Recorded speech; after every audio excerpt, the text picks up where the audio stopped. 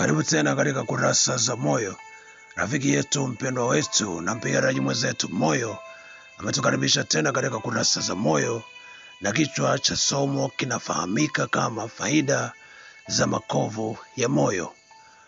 Faida za makovu ya moyo zipo nyingi kama ambavyo tumekwisha kuziona katika sehemu iliyopita, na katika sehemu hii tunaendelea kuona faida na thamani kubwa ya kukubali kupona yale majeraha na vidonda vilivyoko ndani ya moyo ili uweze kupata makovu ya moyo. Na faida ya pili ya makovu ya moyo au kukubali kupona vidonda ili uweze kupata hayo makovu ya moyo, faida yake ni kuwa unapata uwezo wa kufanyika kuwa mzoefu katika kutatua changamoto mbalimbali kwa ufanisi wa hali ya juu. Pale unapokutana na changamoto ikakuumiza ndani yako, na baada ya kukuumiza ikakupa majeraha, yale majeraha yakakupa vidonda, vile vidonda ukakabiliana navyo kwa mtazamo chanya, mtazamo mzuri, kisha vikapona vidonda vile. Unapopona vidonda na likasalia kovu, zile mbinu na ile njia ambayo ulitumia kukabiliana na ile changamoto na kutatua, zinaupa moyo wako uwezo wa kuwa na nguvu ya kukabiliana na changamoto zingine zozote kwa haraka zaidi kuliko ilivyokuwa awali. Hivyo moyo wako unapata uzoefu wa kufanya maamuzi kwa haraka, maamuzi ya haraka ambayo ni maamuzi sahihi yanayokupeleka kwenye suluhisho au mahali pa kupata majibu.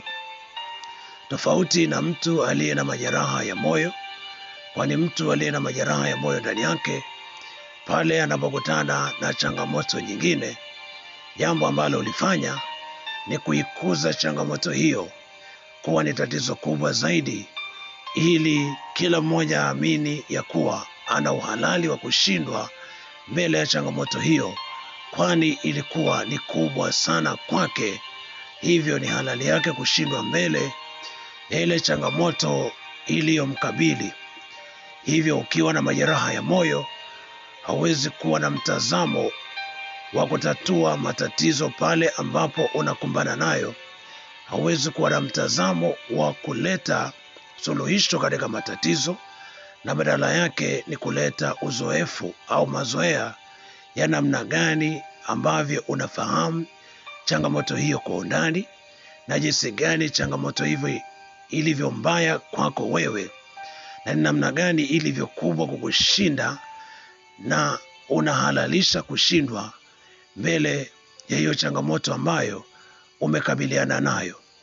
Hivyo baada ya maelezo marefu, maelezo mengi kuhusiana na changamoto ambayo unaipitia, haurudi tena katika kurekebisha mahali hapo, lakini unasalia katika kuielezea changamoto na ukubwa wa changamoto bila suluhisho la namna yoyote.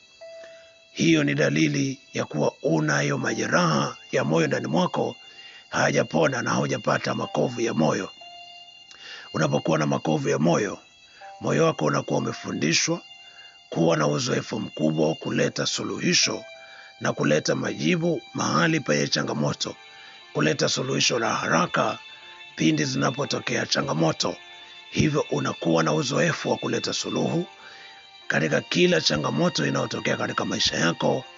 Kitu ambacho moyo wako utafanya ni kukupa maamuzi ya haraka yaliyo sahihi, yatakayokupa suluhisho na kukupa majibu.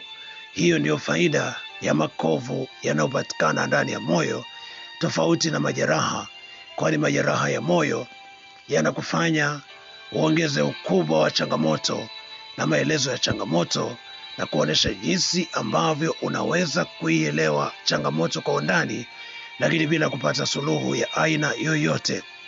Hivyo kubali kupona yale majeraha yaliyoko ndani ya moyo wako ili upate makovu ya moyo yatakayokupa uzoefu wa kufanya kila jambo kwa ufanisi mkubwa na kupata majibu na kuleta masuluhisho katika kila changamoto. Usikose ukurasa wa 3 wa faida za makovu ya moyo ili uweze kuelewa ni kwa nini unapaswa kupona majeraha na makovu yanayopatikana ndani ya moyo wako.